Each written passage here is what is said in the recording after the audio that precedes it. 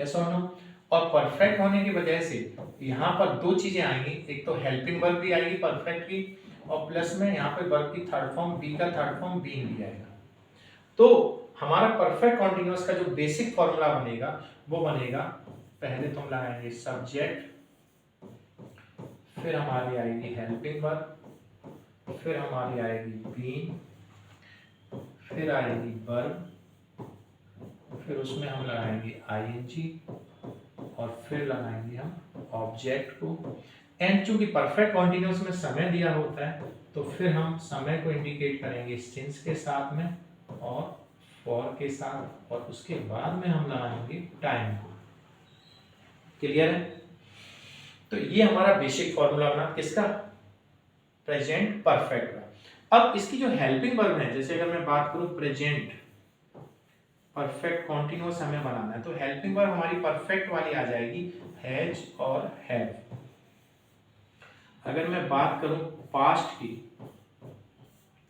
तो helping verb आ जाएगी perfect वाली यानी हैड, और मैं बात करूं अगर फ्यूचर की तो हेल्पिंग वर्ब फिर से परफेक्ट की आएगी और वो हो जाएगी हमारी विल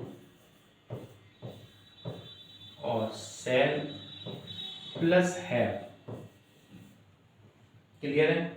अच्छा, अब होगा क्या, अब मैंने आपसे पूछा कि बताइए प्रेजेंट परफेक्ट कॉन्टिन्यूअस की पहचान क्या है। तो आपको फर्स्ट लेक्चर में मैंने बताया था कि परफेक्ट कॉन्टिन्यूअस जब भी आता है तो उसमें रहा प्लस टाइम आता है,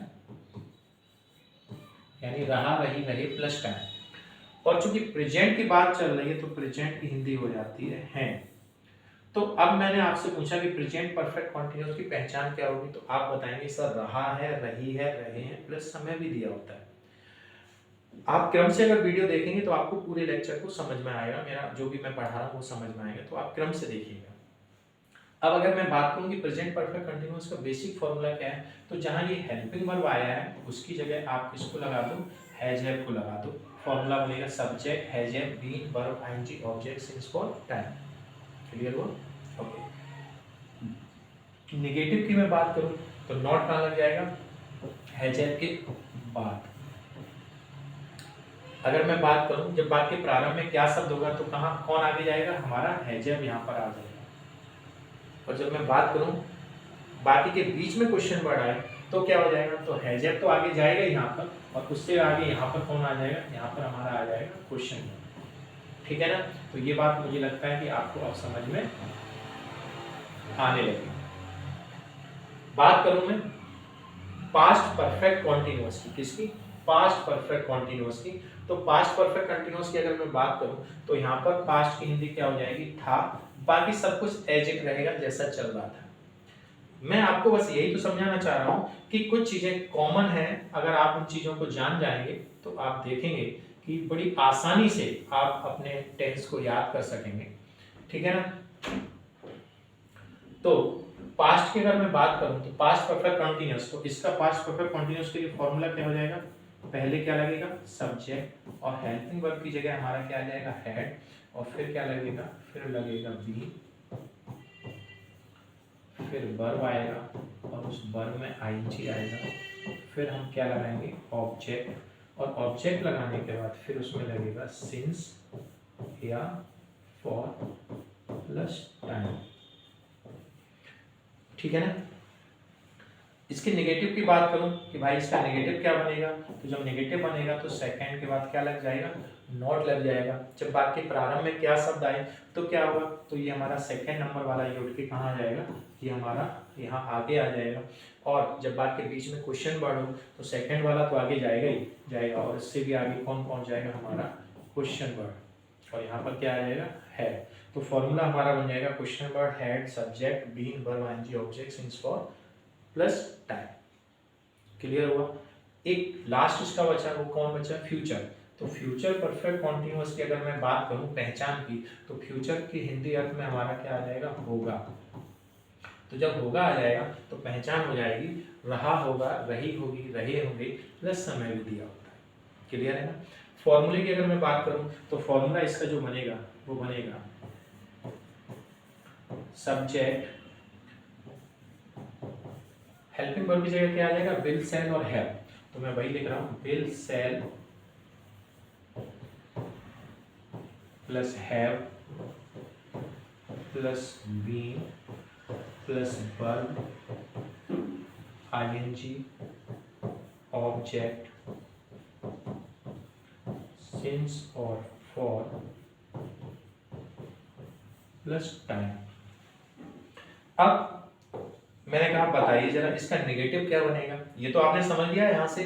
अब इसका नेगेटिव बनाना है तो देखिए ये हमारा कौन से नंबर पे, पहले नंबर पे, और ये हमारा कौन से नंबर पे, सेकंड नंबर पे, ये कौन से नंबर पे, थर्ड पे। इसको चाहो तो आप अलग कर लो, तो इसको फोर्थ नंबर पे मान लो। तो नॉट किसके बाद लगता है, नॉट सेकंड के बाद लगता है, यानी विल सेल के बाद हमारा क्या लग जाएगा, हमारा नॉट लग जाएगा। जब वाक्य के प्रारंभ में क्या शब्द हो तो क्या करेंगे, तो हम जो हमारा ये विल सेल है वो उठ के कहाँ आ जाएगा, हमारा यहाँ पर आ जाएगा आगे से। जो भी होगा वो सेकंड के साथ ही होगा। जब बाकी के बीच में क्वेश्चन वर्ड आए तो सेकंड वाला तो आगे आएगा ही आएगा, और उससे भी पहले हमारा कौन आ जाएगा, उससे भी पहले हमारा आ जाएगा क्वेश्चन वर्ड। तो हमारा जब बाकी के बीच में क्वेश्चन वर्ड हो तो फॉर्मूला क्या बनेगा, क्वेश्चन वर्ड विल और sell subject have been verb ING object since for time. तो आपने ये चीज जानी।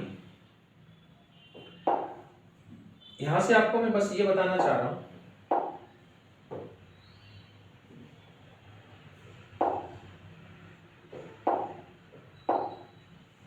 यहां से मैं आपको ये चीज बताना चाह रहा हूं कि चाहे कोई भी टेंस हो यही करते हैं।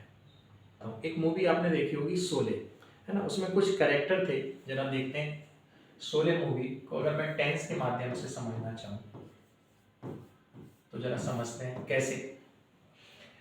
अपने पास में कौन कौन था, सबसे पहले था हमारे पास में गब्बर।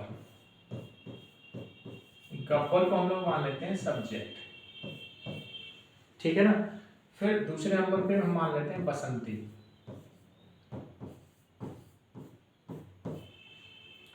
ठीक है ना। बसंती के बाद हम मान लेते हैं अपने को यहाँ पे ले आते हैं ठाकुर को,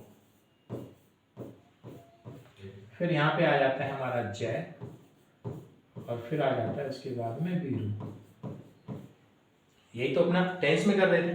मैं आपको कॉन्सेप्ट क्लियर कराना चाह रहा हूँ और उम्मीद है आपको यहाँ से आके फाइनली समझ में आ ही जाएगा।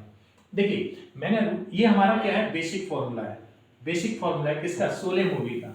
शोले मूवी का बेसिक फॉर्मूला ये है ना। इसको पॉजिटिव सेंटेंस के लिए भी हम बोल सकते हैं।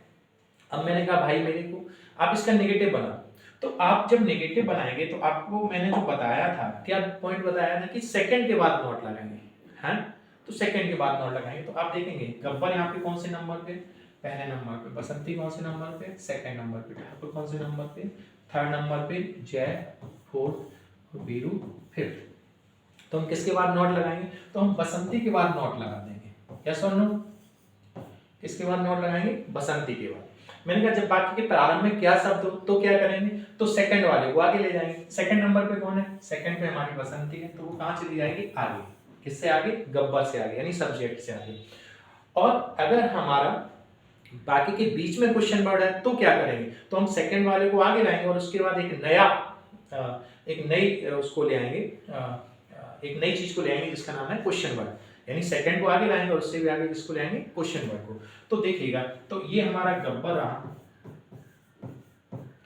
ये कौन है, ये है बसंती, ये कौन है, ठाकुर, ये हमारा कौन है, जय, और ये है वीरू, ठीक है ना। तो देखिए जब बात के बीच में क्वेश्चन वर्ड हो तो हम क्या करेंगे, तो हम करेंगे इस जो सेकंड नंबर पे है, इस सेकंड नंबर को कहां ले आएंगे, मैं यहां पर ले आऊंगा बसंती को।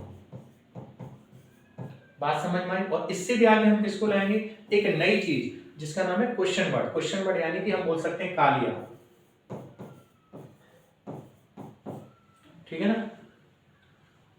तो आप कॉन्सेप्ट को समझिए, कुछ भी दिया हम उसका नेगेटिव जब बनाएंगे तो सेकंड के बाद नॉट लगाएंगे। जब हम उसका जब वाक्य के प्रारंभ में क्या शब्द वाला बनाएंगे तो हम सेकंड वाले को आगे लाएंगे। एंड जब वाक्य के बीच में क्वेश्चन वर्ड हो तो सेकंड को आगे लाके उससे भी आगे किसको ले आएंगे, क्वेश्चन वर्ड को ले आएंगे। और उम्मीद है यहाँ पर आपको परफेक्ट कॉन्टिन्यूअस अच्छे तरीके से समझ में आ गया।